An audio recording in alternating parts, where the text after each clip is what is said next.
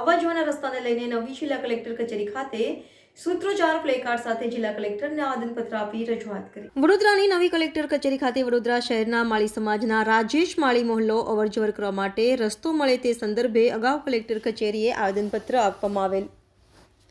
અધિકારીઓને સ્થળ પર મોકલી અને કામગીરી બંધ કરવામાં આવેલી અને વૈકલ્પિક રોડની વ્યવસ્થા કરવા માટે બિલ્ડરને જાણ કરી, પરંતુ બિલ્ડર દ્વારા ફરી કામગીરી ચાલુ કરવામાં આવેલ છે અને આજુબાજુમાંથી માટીનું ધોવાણ થઈ રહ્યું છે અને આજુબાજુના મકાનોને નુકસાન થાય અને ઘરોમાં પાણી ભરાઈ જાય તેમ છે, જેનું મુખ્ય કારણ છે કાશી વિશ્વનાથ તળાવ।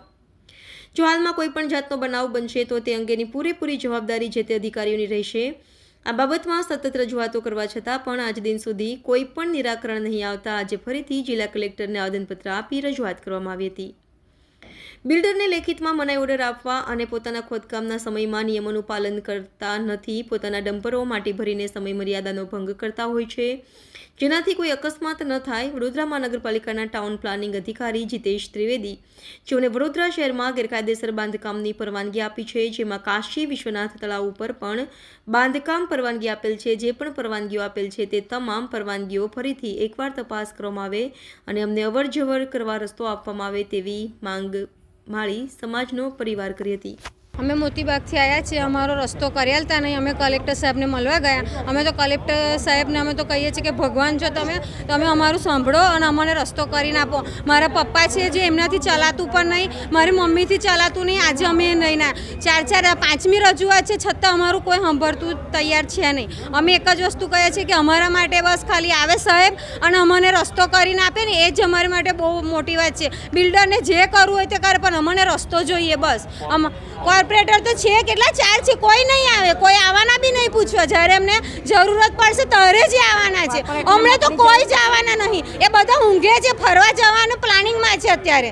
એ લોકોને કોઈની જરૂર નહીં, જ્યારે વોટ જોઈશે ને ત્યારે આવશે બધા, અત્યારે કોઈ જ આવવાના નહીં। અત્યારે અમારું કોઈ સાંભળવાનું નથી।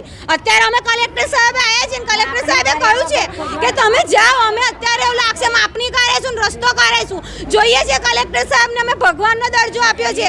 કલેક્ટર સાહેબ આવશે અત્યારે રસ્તો કરશે। તમે જોઈ શકો છો મારા પપ્પાને, એમના માટે જગ્યા નહીં, મારી મમ્મી જોતા સૂઈ ગઈ છે, એની તબિયત બગડી ગઈ છે અત્યારે અહીં આવીને। સાહેબ તમે જોઈ શકો છો, મારું નામ સંગીતા માળી છે। કાશી વિશ્વનાથ તળાવ ઉપર છેલ્લા 1 મહિનાથી રજૂઆતોનો દોર ચાલી રહ્યો છે। આજે 5મી રજૂઆત છે અને આજે એટલી ભયંકર રજૂઆત છે કે સાહેબ તમારે આજે આવવું જ પડશે, કારણ કે કલેક્ટર સાહેબને અમે કહેવા આવ્યા છે કે તમે સ્થળ વિઝિટ તપાસ કરો અને ત્યાંની સમસ્યાઓ જો કેવો હાલત છે। અત્યારે દેખરો પડી રહી છે, માટીનું ધોવાણ થઈ રહ્યું છે, પાણી ફૂટી રહ્યું છે કાશી વિશ્વનાથનું તળાવ, કારણ કે કોર્પોરેશન તો વેચાઈ જ ગયેલું છે, ટાઉન પ્લાનિંગ બી વેચાઈ ગયેલું છે।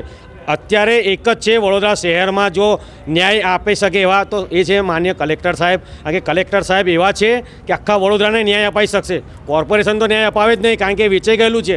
અત્યારે હું તો એક જ રજૂઆત કરીશ વડોદરા શહેરની જનતાને, જો તમારે ન્યાય જોતો હોય તો કલેક્ટર સાહેબ પાસે આવો। કલેક્ટર સાહેબ એવા છે નોટ કરેક્શન કે તમને તમારો ન્યાય અને અધિકાર અપાવશે, કારણ કે અમને પૂરો વિશ્વાસ છે। અત્યારે કમિશનર સાહેબ કલેક્ટર સાહેબે કીધું છે કે અત્યારે અધિકારીઓને મોકલી અને તાત્કાલિક ધોરણે અમારું નિરાકરણ લાવે એવી બાંયધરી અમને આપેલી છે। કોર્પોરેટર તો 4 છે તો નિંદ્રામાં છે, અત્યારે કોર્પોરેટર કોઈ આવે નહીં, જ્યારે જરૂર પડશે મહિનો બાકી રહેશે ને ત્યારે આવશે। અને કોર્પોરેટર તો સિક્કિમ જવું છે। અત્યારે લોકોની સમસ્યાઓ છે, એ સમસ્યાઓ નહીં દેખાતી કે લોકો કેવી રીતે જીવી રહ્યા છે અને કેવી રીતે લોકોને જરૂર છે, અત્યારે કોર્પોરેટરને દેખાય।